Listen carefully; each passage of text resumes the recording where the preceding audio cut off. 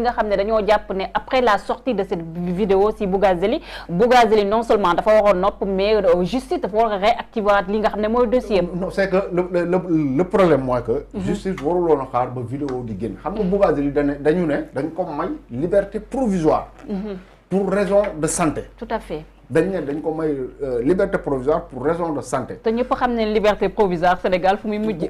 très bien léegi ñu toog ba ki nga xamante ni moo ne woon dafa am problème de santé génne leen ma kaso bi. nekk en pleine forme di def ay vidéo di wax ne dafa bëgg a jël sax mairie Guédiawaye.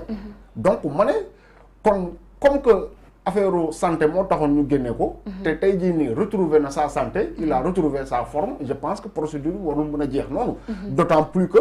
ñu ngi def comparaison entre Kilifeu Simon ak Bougazelli mais les dossiers ne sont absolument pas pareils. Tout à fait. ñoom comment dire Kilifeu ak Simon on peut dire que affaire privée la nit la ñuy joteel mais Bougazelli crime économique la def. banque la def këram. banque la dem créer këram. mais loolu c'est extraordinaire pour une personne lambda. waxatuma la pour un député koo xamante ni moom mooy voter loi yi nga xamante ni ñoo tënk réew mi.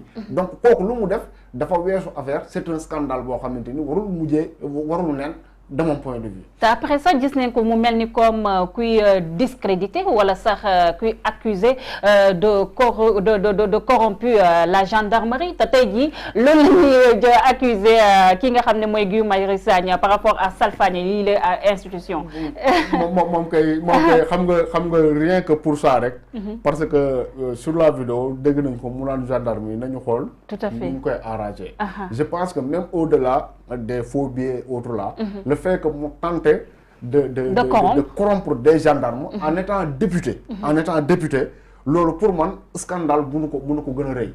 te loolu xam nga tey jii nii sénégalais yu bëri dañuy toog di naan lii nii nguur gi ñu ngi si. ce n'est pas Bougazelli moom de son initiative moo nekk ruqam di defar ay faux billets. donc bu nekkee ay quantité ñuy wax ay waxu milliards c'est parce que effectivement am na ñeneen ñoo xamante ni ñu ngi ci ginnaawam te ci état bi la ñu bokk.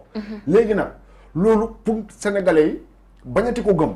il faut que ñoom ñu xam nu ñuy waxee ak nu ñuy jëfee. parce que bu ñu continuer di défendre Bougazelli di naan ay il a la présomption d'innocence. ay est-ce que li ñu koy jiiñ moo ko def ou pas. nit ñi véritablement dañuy xalaat ne Bougazelli pion la woon. mais bien yooyu noonu dafa am ñoo xam ne ñu ngi au pouvoir ñoom ak moom ñoo ciy liggéey.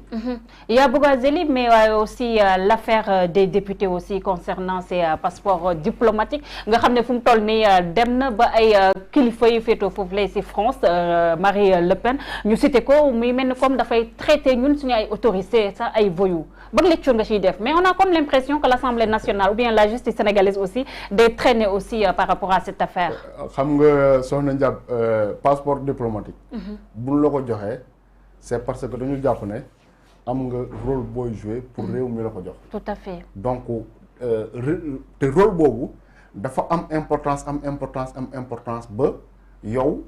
du ñu la bàyyi ngay def comme yeneen sénégalais yi. di dem ci ambassade yi pour wut visa. nga dañ lay jox passeport diplomatique rek nga dem. léegi dëkk yi nga xamante ni foofu nga jëm.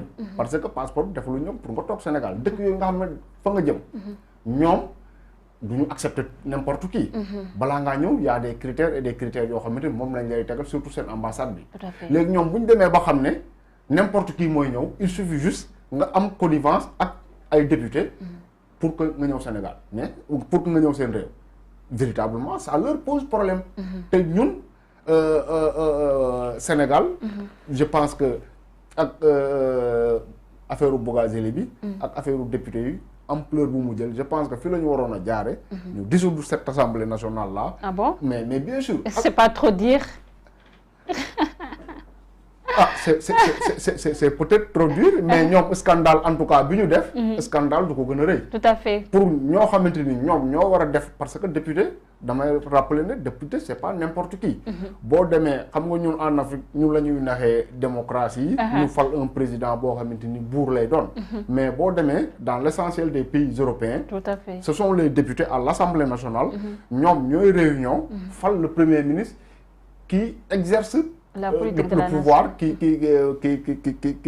qui donne la vision qui comment dire qui fait marcher l'État. boo demee Allemagne amuñu président. boo demee Italie amuñu président boo demee Israël amuñu président boo demee yeneen ak yeneen dëkk yu bëri. Assemblée nationale ba député ñooy daje ne kii la ñu fal pour mu nekk suñu premier ministre. donc député dafa am une importance capitale dans un pays.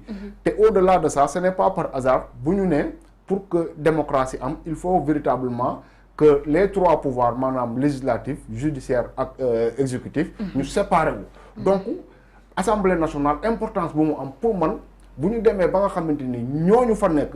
nga xamante ni ñooy voté loi yi nga xamante ni loi yi nga xamante ni ñoo tënk réew mi bu ñu demee bay jalgati loi bay def lu mel ni ay trafic de visa ay trafic ñu ne ay ñoo xamante ni marié nañu ay 3 à 4 personnes juste pour jox leen le passeport diplomatique je pense que scandale du mën a weesu loolu te njàbbi tey man c'est un problème que je dis régulièrement Assemblée nationale au Sénégal ni fa député yi di demee moo jaarul yoon ce n'est pas normal que le président de la République dans son bureau toog di bind ne kii mooy nekk kii la ñuy investir fii kii la ñuy investir fii kii la ñuy investir fii loolu teguñu ko fenn te man je vois très mal yow nga dem nga dëkk Diourbel par exemple ñu nga ne fal leen ma député ma nekk seen ndaw ca Assemblée nationale ñoom ñu fal la député yow ngay lijjanti passeport diplomatique pour yow ak pour sa jabar pourquoi faire xam nga un député normalement dans un pays respectable un député n'a pas besoin de passeport diplomatique au compte peut-être que au Sénégal créé nañu des députés de la diaspora ñooñu sax peut-être xëy na ñu ne dañ leen jox passeport diplomatique pour que ñu mën a di wër les pays là mais pour un député boo xamante ni il est là au Sénégal je pense que kooku il n'a pas besoin de passeport diplomatique benn yoon ñaari yoon yi nga xamante ni mu ko war a génn dem ko extérieur je pense que dëkk bi war na ko mën a lijjantil visa ba mu mën a def sa voyage là sans difficulté donc passeport diplomatique yi encore une fois de plus mafia la boo xamante ni ça a décrédibilisé l'Assemblée nationale de sorte que pour man le seul salut mooy ñu dissoudre cette Assemblée nationale te xoolaat la façon véritablement d'élire nos députés parce que ñii nii boo xoolee seen doxalin boo xoolee seen jëfin nga xam ne du ñuy député askan wi mais ay député président Macky Sall lañu. mais Maba Birame bi ñu xoolee aussi bu ñu sukkandikoo aussi si annonce bi nga xam ne l'ex président de l'Assemblée l'ancien président de l'Assemblée nationale def na ko muy Pape Diop mu ngi xam ne ni yii nii beesul assemblée donc au-delà de cette 13e législature est-ce que bu ñu commencé rek enquête du ñu commencé wàcc ba de laale si ñoo xam ne sax fu mu toll nii ñoo nekk si plateau yi di wër di ŋàññi li nga xam ne moom la député di dem finalement est-ce que nekkul na le Sénégalais wala en tant que tel wala sax député yi de manière générale ñu fa succédé woon ba tey ñoom ñoo am problème. waaw soo fàttali ko. Pape Diop am na fi benn affaire boo xamante ni il avait dit exactement la même chose. tout à fait. yaa ngi koy fàttaliku. caisse d'avance mairie Dakar. newoon na ne nii lañ ko daan yàgg a gérer. voilà. est-ce que loolu tere na Khalifa Sall dem prison. terewu ko de.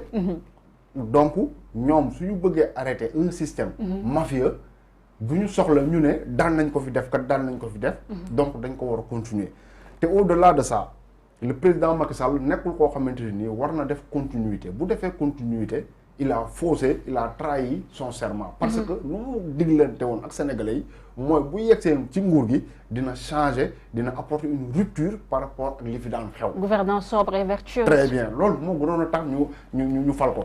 donc suñu toogee tey après 10 ans. passé à la tête de l'État. ku mel ne Pape Diop ñëw nañu Macky Sall kat lii xew si nguuram ji moo fi daan xew kat ñun bi ñu fi nekkee donc. ça veut tout simplement dire que rupture bi nga xamante ni waxoon nañu ko. tu as comme l'impression dafa bëgg a banaliser ce qui est en train d'être. waaw loolu la si jublu. loolu la si jublu banaliser. et ça c'est grave. amener comment ça s'appelle dédouaner ñi nga xamante ni inculpé accusé nañ leen. dédouaner leen un peu ne ñoom rek ñoom njëkkewuñu ko fi. mais comme je dis njëkkewuma ko fi génnewu ci woon Khalifa Sall donc warul leen si mën a génne. parce que un système mafieux yàgg.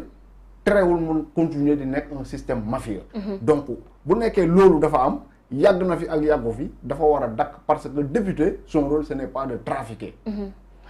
Mais bu ñu xoolee aussi la posture de l'Assemblée nationale pour ne pas dire bu président Moustapha Niasse gis ngeen ay kàddu yu mu yëkkati aussi di xam ne gisul gun benn yoon instruction boo xam ne rek justice envoyé na leen ko par rapport ak cas yi lii nga xam ne mooy député yi te gis neen jamono Khalifa Sall fast track bi ñu defoon l'affaire Ousmane Sonko aussi gisoon neen sax ay député yoo xam ne dañ doon wër sax ci télé yi di incriminer directement ki nga xam ne mooy Ousmane Sonko. Est-ce que dans cette affaire dañ see gis ne carrément dañ see bëgg a def affaire de copain bande de copains pour ne pas dire jël patate chaude bi jox ko li nga xam ne mooy justice. mooy li ma doon wax au départ. xam nga bu nekkee da ngay toog di dénoncer l'arrestation de Kilifeu et de Simon. C'est parce que da ngay jàpp ne am na ñoo xamante ni def nañ lu moins grave. lu gën a grave. te dara fekku leen si. et le cas des députés est clair. xam nga joxe nga fi exemple Ousmane Sonko. donc en moins d'une semaine. député Macky Sall yi paramee nañ dossier bi ba lever immunité parlementaire. Quand il a été question également de Khalifa Sall, la même chose, xaaju guddi la ñu lever son immunité parlementaire. Tout à fait. ma ne ñii nii jarul sax ñuy waxu nañu yegg ba ci lever seen immunité parlementaire. parce que un député ñaar moo mën a tax ñu woo ko devant les enquêteurs ñaar. maanaam ñu ne kii kat flagrant délit lañ ko jàpp. kii wala ñu ne kii kat bu boobaa bu dee flagrant délit la moom amul lever immunité parlementaire dañ lay convoquer nga ñëwuloo ñu dem jëli la. bu nekkee dafa am des indices des soupçons concordants ñu ne kat kii dañ koy woo pour déglu ko. accusé wuñ la dara de. mais dañ lay woo rek pour déglu la xam sa version te loolu dafa waroon a am bu yàgg. waxuma sax lever seen immunité parlementaire. mais des députés ñu tudd leen ci ay trafic ñu ne am na koo xamante nii c'est un faussaire notoire. dañ ko jàpp këram fekk foofu ay documents yoo xamante ni c'est des documents compromettants députés yi yële ñoo ko moom. mais la moindre des choses balaa ñuy wax waxul lever immunité parlementaire mais mooy ñooñu ñu woo leen.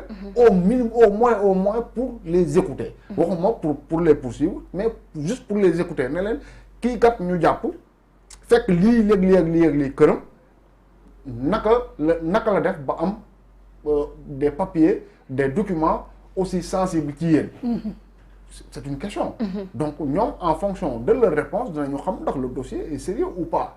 mais jusqu'à présent déggoo ñu ne lever lu gën a ndaw li maanaam woo leen déglu leen defuñu ko lever xalaatoo gu ñoo lever seen immunité parlementaire.